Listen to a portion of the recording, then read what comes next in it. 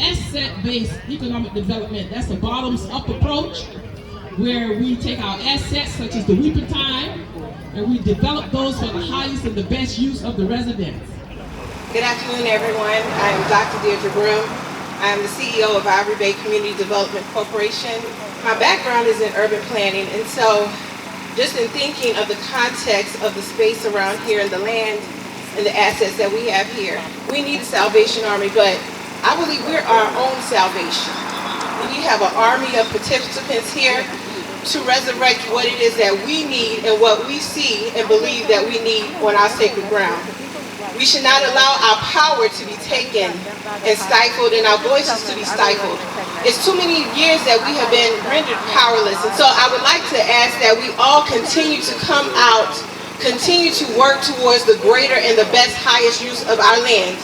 We need a plan that will be there to sustain our next generation. I have my daughter in the audience who is only 3 years old, and I could not see her going to school such close proximity to a homeless and transitional shelter.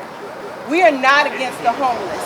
As anyone that knows my story, we have been homeless ourselves. What we need over there is affordable housing. We need an income generator. We need equitable wages. We need equitable pay among women and men. What we advocate for is for those things to be in our neighborhoods. At the end of the day, we're not doing it for us. We stand on the shoulders of our ancestors. My grandmother just turned 104. We stand on their shoulders. We stand on the legacy that they built. I believe it was necessary for civil rights, but I'm here to advocate for equity. If you feel that you don't have a voice, call me. I'll be that voice.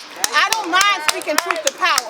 I don't mind calling out the faults of the government here, because I have nothing to lose, because all I'm willing to do is gain for this young lady right here. Because if we don't do it, then we are at fault, and they can hold us accountable.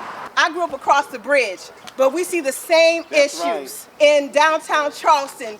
And so we're here now to make sure that people here in West Savannah are treated just like the people on Wilmington Island and Tybee Island and Hutchinson Island. We're here to make sure that they have that solid foundation, that when the next generation comes, they'll be able to build up the ground floor. So thank you so very much.